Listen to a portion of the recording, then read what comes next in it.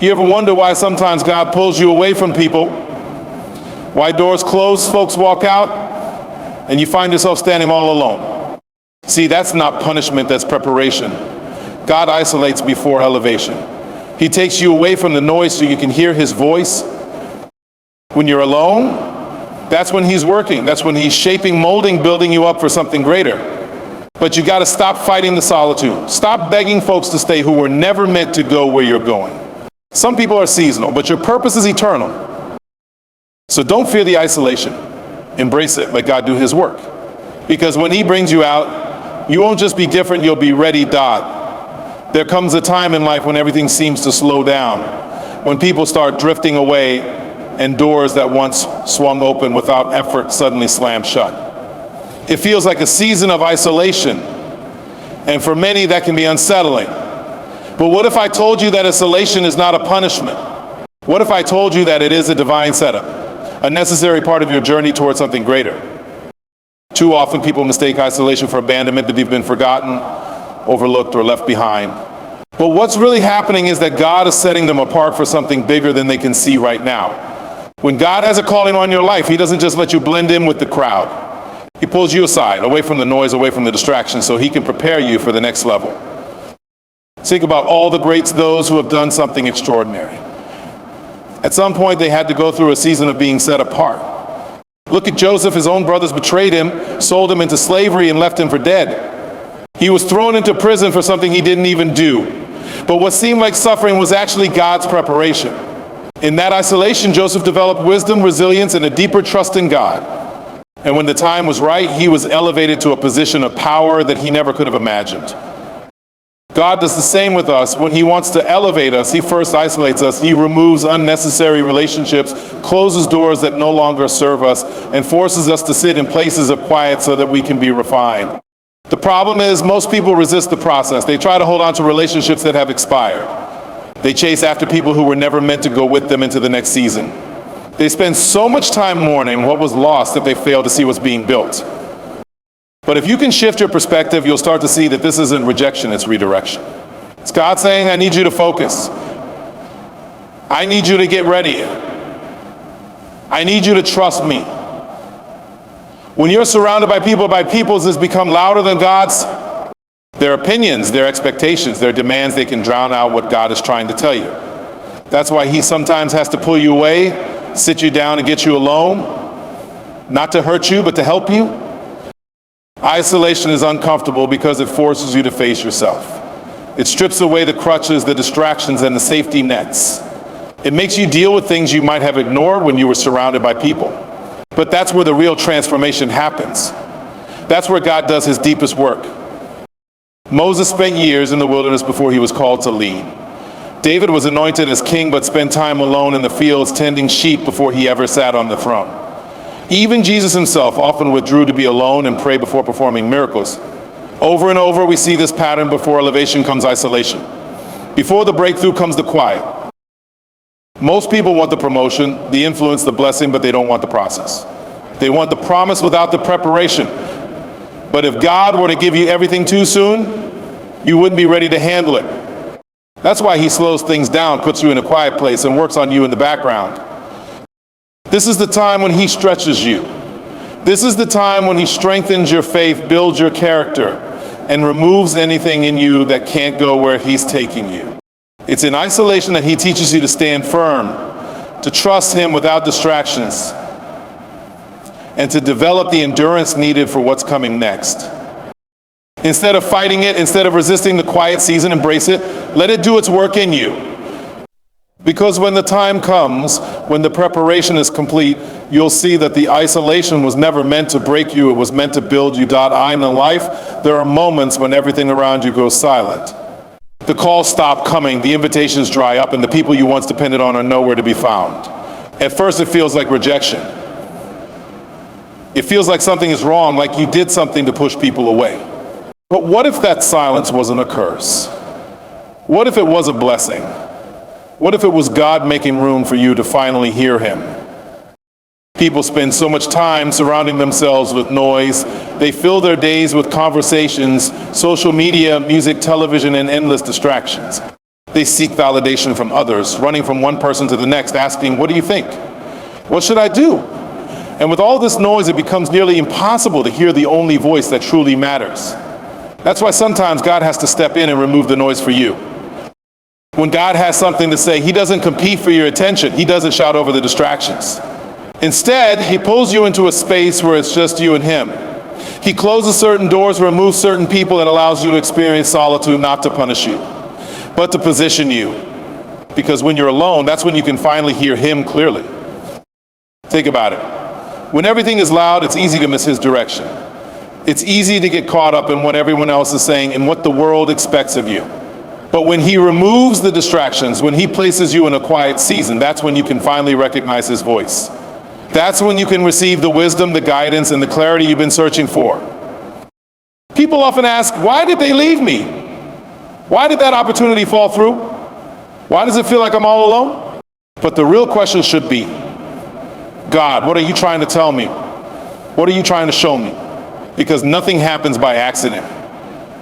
Every shift, every closed door, every moment of solitude, it's all intentional. It's all part of a greater plan. When you look at the Bible, this pattern shows up time and time again. Before Moses led the Israelites, he spent years in the wilderness. Before Paul became a great apostle, he had to spend time in isolation, learning, growing, and hearing from God. Even Jesus withdrew to quiet places to pray, to be alone with the Father, to receive direction before stepping into his miracles and ministry. God doesn't do this for no reason. He knows that clarity comes in quiet places. He knows that when everything else is stripped away, that's when you're most open to receiving his instruction. But the problem is, most people are uncomfortable with silence. They don't know what to do with solitude. They panic when they're alone, thinking something is wrong when in reality, God is giving them a gift. The challenge is, can you embrace the silence? Can you trust that when God removes distractions, it's for your benefit? Can you stop running to people for answers and instead sit still long enough to hear what he's been trying to tell you all along? Because sometimes the reason you haven't received direction yet isn't that God isn't speaking, it's that you've been too distracted to hear him. This is where trust comes in. This is where faith gets tested. Because when you're used to being surrounded by people, when you're used to always having something or someone filling up your time, solitude can feel uncomfortable. But discomfort is where transformation happens. Silence is where revelation comes. Instead of resisting the quiet, lean into it. Instead of filling the space with meaningless noise, ask God to fill it with his wisdom. Because when you finally allow yourself to sit in that silence, when you let go of the need for external validation, that's when you'll start to hear him in ways you never have before. Separation is never easy. It feels unnatural, like something is being taken from you, like you're being left behind while everyone else moves forward. But what if that separation wasn't meant to break you? What if it was meant to build you? What if God was pulling you away, not to hurt you, but to prepare you for something greater? When God is about to take you to a new level, he has to separate you from certain people, certain places, and certain habits that can't go with you. It's not rejection, it's elevation. It's God saying, I need you to step away from this because I have something better. But the problem is, most people don't recognize separation as a blessing. They see it as a loss. They mourn what was instead of embracing what's coming. Elevation requires separation because not everyone is meant to walk with you into your next season. Some people are attached to your past, but they don't fit into your future. Some relationships were only meant to carry you for a season, but you're trying to make them last a lifetime. And when God starts pulling you away, when he starts shifting your environment, you have to trust that he knows what he's doing. Look at a rocket. Before it can reach space, it has to drop certain parts. Those boosters, those extra pieces, they were necessary for the launch, but they aren't meant for the full journey. If the rocket tried to hold on to them, it would never reach its destination. The same goes for you. There are people, habits, and mindsets that may have helped you get to a certain point, but if you try to take them further than they were meant to go, they'll only weigh you down. When God calls you higher, there will be moments when you feel alone. You'll look around and wonder why the people who used to be there suddenly disappeared. You'll question why you don't fit in with the same crowd anymore, why the things you used to enjoy no longer bring you peace. But that's not by accident. That's evidence that growth is happening. God is shifting you. He's changing your appetite, your circle, your environment. But the challenge is, can you let go? Can you walk away from what's comfortable to step into what's greater? Most people struggle with this because familiarity feels safe. Even when they know certain relationships are toxic, even when they know certain habits are holding them back, they still cling to them because it's what they've always known. But holding on to what's familiar can cost you what's destined. Abraham had to leave his homeland before God could bless him. Joseph had to be separated from his brothers before he could step into his purpose. Even Jesus had moments of separation before he walked into his calling. The pattern is clear: before elevation comes separation. Before the breakthrough comes the shift. You have to be willing to release what no longer serves you. Some connections were only meant to be temporary. Some people were only meant to teach you a lesson, not walk with you forever. When God starts removing things, don't chase after them. Trust that if something is leaving your life, it's making room for something better. The reason separation feels so hard is because you don't always see what's ahead. You only see what you're losing, not what you're gaining. But faith means trusting God even when you don't have all the answers. It means believing that if He's calling you higher, everything that needs to stay will stay, and everything that needs to go will go. Most people pray for elevation, but they don't want the process that comes with it. They want the blessing, but they don't want the pruning. But you can't rise while holding on to what's weighing you down. You have to release, you have to trust. You have to believe that whatever is being removed is only making space for what's about to come. People come and go, seasons change, and life constantly shifts. But one thing remains the same: your purpose, the thing that God placed inside of you before you ever took your first breath. The calling that has been on your life since the beginning of time is eternal. Yet so many people struggle because they tie their purpose to people. They believe that if certain people walk away, if certain relationships end, then their purpose somehow loses value. But the truth is, some people are only meant to be in your life for a season, while your purpose is designed to last a lifetime. The problem is, most people don't recognize the difference between seasonal relationships and lifelong purpose. They hold on to people who are only meant to be temporary. They build their identity around friendships, partnerships, and approval from others instead of understanding that their assignment comes from God, not from people. And when those people leave, when those relationships fade, they feel lost, they feel abandoned. But in reality, they were never meant to be the foundation in the first place. Seasons change. Some people were sent into your life to teach you something, to help you grow, or to push you into your next level. But just because they were important for one chapter doesn't mean they're meant to be there for the whole story. And if you don't understand that, you'll spend your life chasing after people who have already served their purpose, trying to hold on to what God is trying to remove. When a tree grows, it sheds leaves. It doesn't fight to keep the old leaves attached, because the tree knows that in due time, new leaves will come. But too many people cling to what's dying. They fight to keep people in their lives who have already fulfilled their assignment. And instead of embracing the new season, they grieve what was, never realizing that what's ahead is far greater. God didn't tie your purpose to people. Your purpose was designed before you ever met them. Your destiny doesn't depend on who stays or who leaves. If someone was meant to walk with you forever, God would make sure they stayed. But when someone's season in your life is over, no amount of begging, no amount of chasing, no amount of holding on can keep them there. And that's okay, because if God allowed them to go, it means their part in your journey is complete. David was anointed as king long before he ever sat on the throne. He had to go through battles and seasons of isolation, but none of that changed the purpose God had for him. The people in his life changed, some supported him, some turned against him, but his purpose remained the same. The same is true for you. You might lose friends. You might experience unexpected shifts. People who once cheered for you might suddenly distance themselves. But none of that changes what God has called you to do. None of that affects the purpose He placed inside of you. Too many people waste time trying to make temporary relationships permanent. They beg people to stay. They hold on to what God is trying to release. But the reality is, if someone was truly meant to be in your life forever, nothing could separate them from it. And if they left, it's because their role in your story has come to an end. Instead of mourning over who walked away, focus on where God is taking you. Instead of wondering why someone left, trust that their absence is making space for what's next. When you stop tying your purpose to people, you'll find freedom. You'll realize that no matter who comes and goes, your destiny is still intact. God is strategic. He knows who belongs in your life and who doesn't. He knows who is necessary for your growth and who would only hold you back. So trust him when he shifts things. Trust him when he allows certain relationships to fade.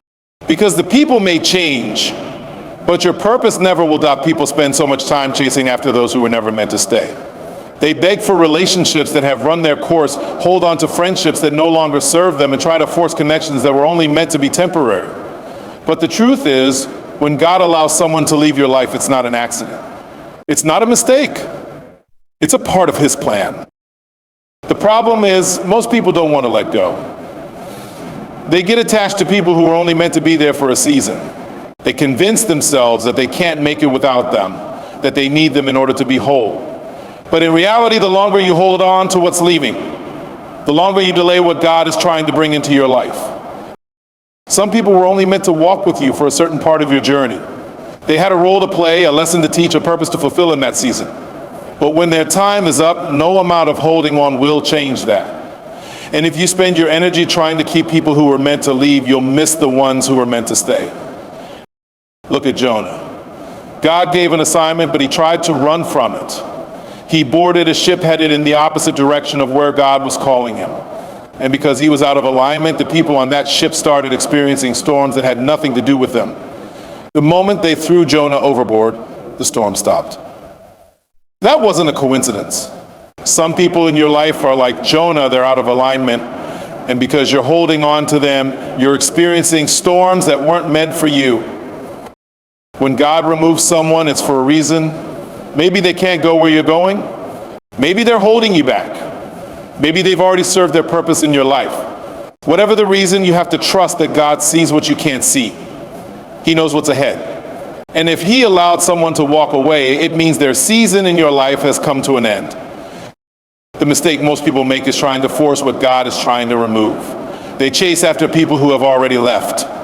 They try to rebuild relationships that God has already dismantled, but when God closes a door, no amount of knocking will reopen it. And when he removes someone, it's because he has something better in store. Letting go is never easy. It hurts when people walk away. It's painful when relationships shift. But what's even more painful is holding on to something that no longer belongs to you. When you try to force something that's not meant to be, you end up blocking your own blessings. You delay your own progress. You keep yourself stuck in a place that was only meant to be temporary. Think about a tree in the fall. The leaves change colors and eventually fall to the ground. The tree doesn't fight to hold on to them. It doesn't try to glue them back to its branches. It lets them go knowing that in due time new leaves will come. That's how you have to see relationships. Some people are like those leaves. They were beautiful for a season, but they weren't meant to stay forever. God knows what you need. He knows who belongs in your life and who doesn't. He knows who will help you grow and who will only hold you back. So when he allows someone to leave, don't fight it. Don't chase after them. Don't try to hold on to what he's trying to remove. Because the sooner you release what's leaving, the sooner you can receive what's coming next. There comes a time in life when you realize that not everyone is meant to understand your journey. Not everyone will see the vision God placed inside of you. Not everyone will support the calling on your life. And that's okay. Because when God gives you a purpose, he doesn't require the approval of others. He doesn't need validation from the people around you. He only needs your obedience. Too many people waste time trying to get others to see what God has already confirmed. They seek validation from friends, family, co-workers, anyone who will listen. They want someone to say, yes, I see it. Yes, I believe in you, but the truth is not everyone will. And if you're waiting for people to validate what God already spoke, you'll be waiting forever. When Noah built the ark, people mocked him. They didn't understand what he was doing. They thought he was crazy, but Noah didn't need their approval, he needed obedience. And because he obeyed, he was prepared when the storm came. If he had waited for everyone to agree with him, waited for their support, he never would have finished the ark. That's how it is with your purpose. If you wait for people to approve of what God has called you to do, you'll never move forward. Some people won't understand because they weren't given the vision. Some people won't support you because they can't see where you're going. But just because they don't see it doesn't mean it's not real. Just because they don't believe in you doesn't mean you're not called. God doesn't need a committee to confirm his plans. He doesn't need a group vote before he blesses you. When he places a calling on your life, it's between you and him. And if he said it, that's all the confirmation you need. The mistake people make is letting doubt creep in just because others don't understand. They start questioning themselves, wondering if they heard God correctly. But doubt comes when you focus on people instead of focusing on God. The enemy knows that if he can get you to seek validation from others, he can slow you down. He knows that if you start questioning yourself, if you start looking for approval from people who were never meant to understand, you'll hesitate. You'll delay. You'll second guess what God already made clear. And that's exactly what he wants. Jesus himself was misunderstood. The people in his hometown didn't believe in him. They couldn't see past who they thought he was. And because of their unbelief, he didn't do many miracles there. Not because he wasn't capable, but because they couldn't receive him. That's a lesson some people will never see who you truly are because they're too focused on who you used to be. You don't need everyone to believe in you. You don't need everyone to understand. All you need is faith. All you need is the confidence to move forward even when no one else sees it. Because the truth is, people's opinions don't determine your destiny. Their approval doesn't decide your success. Only God does. When you finally let go of the need for validation, you'll feel free. You'll stop waiting for permission. You'll stop explaining yourself to people who were never meant to understand in the first place. You'll stop trying to prove something to those who will never see your worth. And in that moment, you'll realize that your purpose was never dependent on their approval. It was always dependent on your obedience. Growth is uncomfortable. It stretches you, challenges you, and forces you to leave behind what is familiar. But the truth is, you can't grow and stay the same. You can't hold on to what's comfortable and step into what God has for you at the same time. At some point, you have to make a decision. Do you stay where it's safe? Or do you trust God and move forward? Most people want growth, but they don't want the discomfort that comes with it. They pray for new opportunities, but they don't want to let go of old habits. They ask God to elevate them, but they don't want to release the things that are weighing them down. But growth requires separation. It requires letting go of the mindset, relationships, and environments that no longer serve your future. A seed has to go into the dirt before it can grow. It has to be buried, isolated, and surrounded by darkness. But in that hidden place, something is happening. The roots are forming. The foundation is being established. The seed isn't dying, it's preparing to break through. The same thing happens when God is growing you. There will be seasons where you feel hidden. Seasons where it seems like nothing is happening. But in reality, you're being prepared for what's next. The challenge is that most people resist this process. They fight against the very thing that's meant to develop them. They complain about being uncomfortable instead of seeing it as a sign of transformation. But you can't grow without discomfort. You can't evolve without change. And you can't step into a new season while holding on to an old one. Think about a butterfly. Before it can fly, it has to go through a process.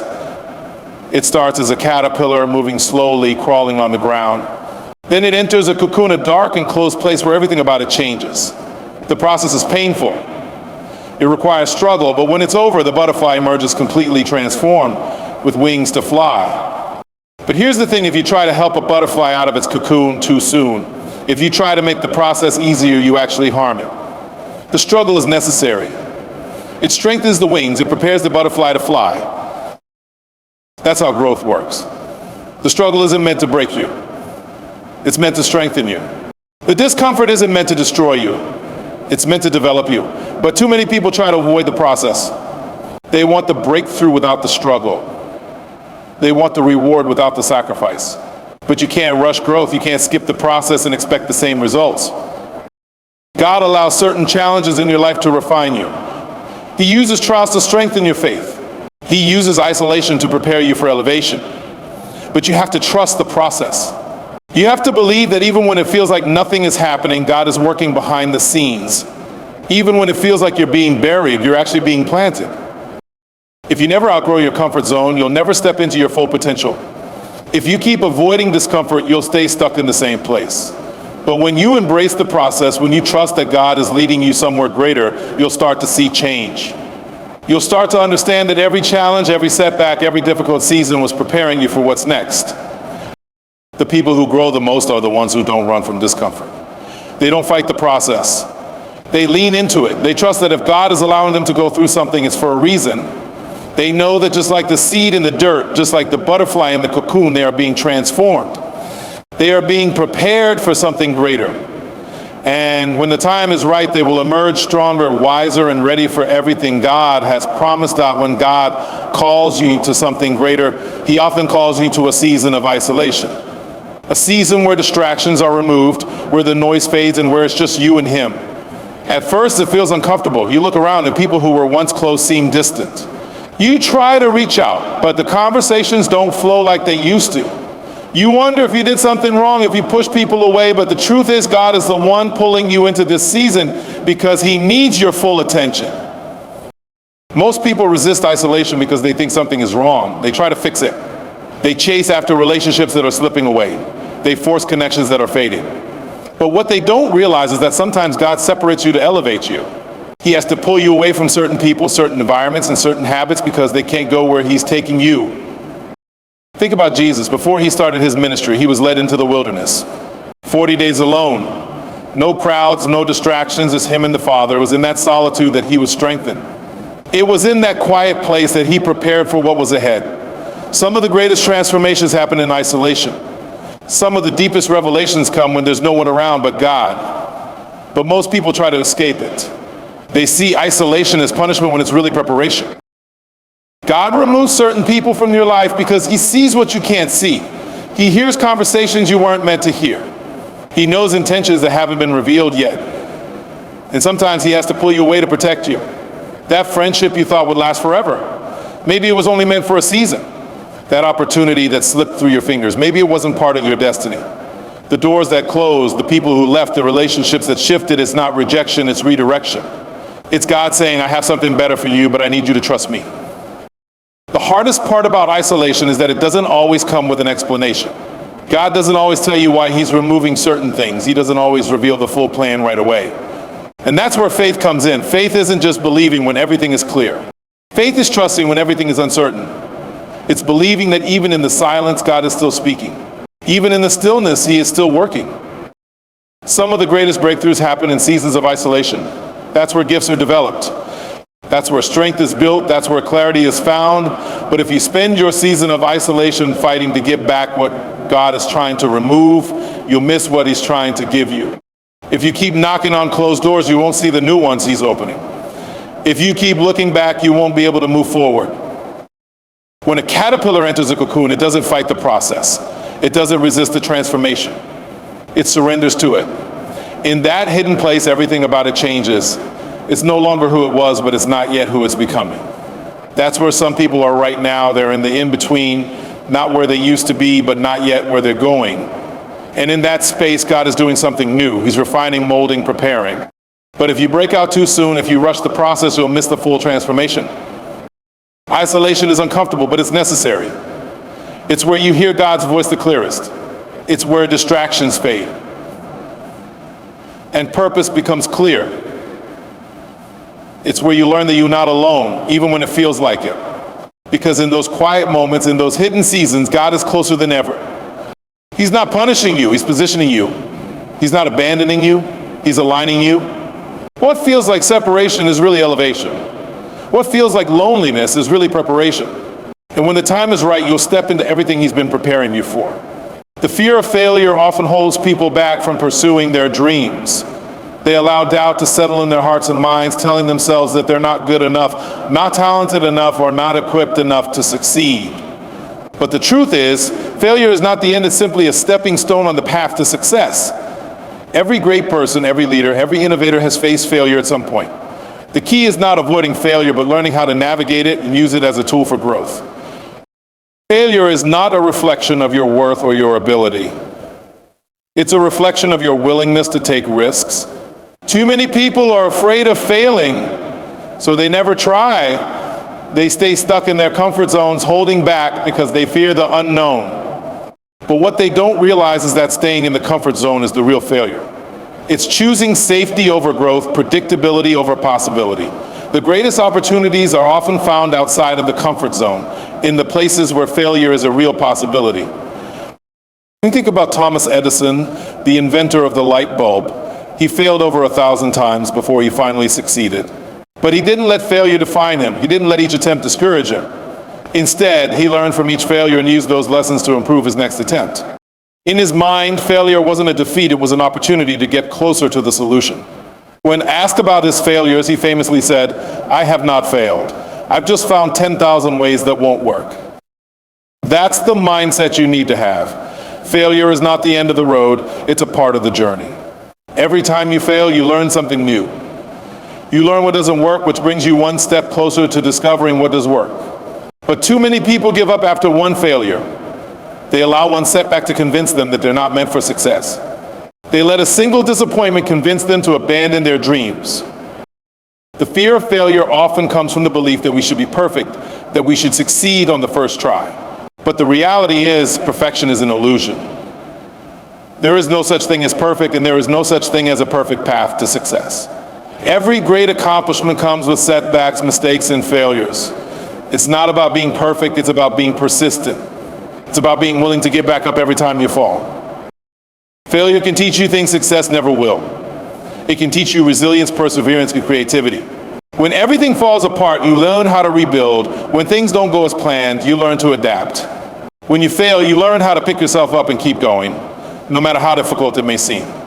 And that's what makes you stronger. That's what prepares you for the bigger challenges ahead. There's a saying that failure is not falling down, but staying down.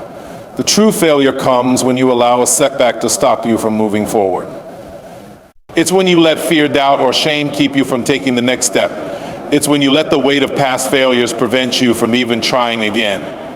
But if you can learn to look at failure differently, if you can learn to see it as an opportunity for growth, then you will never truly fail. The people who succeed aren't the ones who avoid failure, they're the ones who embrace it. They're the ones who get up after every fall, who learn from every mistake, and who keep pushing forward no matter how many times they fail. They understand that failure is a part of the process. They understand that it's not the end of the story, but just a chapter in a much larger narrative. So the next time you fail, don't see it as a defeat, see it as a lesson. See it as an opportunity to grow, to improve, and to get closer to your goal. Don't let fear of failure hold you back. Take the risk, make the mistake, learn from it, and keep going. Because every failure is one step closer to success. Sometimes the road to success isn't a straight line. It's filled with detours, delays, and even dead ends. Many people start their journey full of passion and excitement, only to face obstacles that test their faith, patience, and resolve. They begin to wonder if they've made the right choice or if they should just give up and go in a different direction. But the truth is, the detours aren't setbacks, they're part of the plan. When God takes you on a detour, it's often because He's preparing you for something greater. He doesn't always give you the full picture right away. He doesn't always reveal the details of the path ahead. But He knows exactly where you're going and how to get you there. The detour is not a sign that you're off track, it's a sign that God is guiding you, even when it doesn't make sense. Think about Joseph. He had a dream. He saw himself in a place of honor, ruling over his brothers. But the path to that dream wasn't easy. It wasn't a smooth journey. Instead, he was thrown into a pit, sold into slavery, falsely accused, and imprisoned. Every time he thought he was close to his dream, it seemed like something else went wrong. It looked like his dreams were dying, but in reality, he was on a detour. God was preparing him for the place He had promised him. Joseph's detour didn't make sense. It didn't seem fair, but each step of the way, God was teaching him valuable lessons. He was developing his character, strengthening his leadership skills, and positioning him for the moment when he would be able to save an entire nation. If Joseph had taken a shortcut, if he had tried to bypass the detours, he wouldn't have been ready for the blessings God had in store for him. Sometimes God allows detours to teach us patience. He knows that we need to learn to wait, to trust Him when we can't see the next step. Detours force us to slow down and listen. They force us to rely on God, not on our own plans or abilities. When everything seems uncertain, when the road ahead is unclear, that's when we learn to trust God the most. But in today's world, we're conditioned to want everything now. We're used to instant gratification, and we think that success should come quickly and easily. We live in a society that values speed and efficiency, but God's timeline isn't always quick. He's not in a rush. He knows that sometimes the detour is necessary for our growth. He knows that we need the time to become who we're meant to be before we can handle the blessings that are coming. Detours could also reveal things we didn't know about ourselves. They can show us our weaknesses, our fears, and our doubts. They can bring up insecurities we didn't even know we had. But they also give us the opportunity to grow in those areas. They challenge us to face the things that are holding us back and to deal with them. They force us to confront the areas where we need healing, strength, and wisdom. It's easy to become frustrated when things don't go according to plan. It's easy to want to give up when the road seems long and winding. But if you look at your detour as a lesson, you can begin to see the purpose behind it. God is not punishing you. He's preparing you. He's refining you. He's equipping you for the next level. And when you reach your destination, you'll be able to look back and see how the detour was the very thing that got you there. We all want to get to our destination quickly, but sometimes the most important lessons are learned along the way. It's in the waiting, in the detours, in the delays that we find out who we really are. It's in those moments that we learn to rely on God, to trust His timing and to believe that His plan is better than ours. And when we finally reach our destination, we'll be able to look back and see how every detour, every delay, every setback was part of the journey that led us exactly where we needed to be.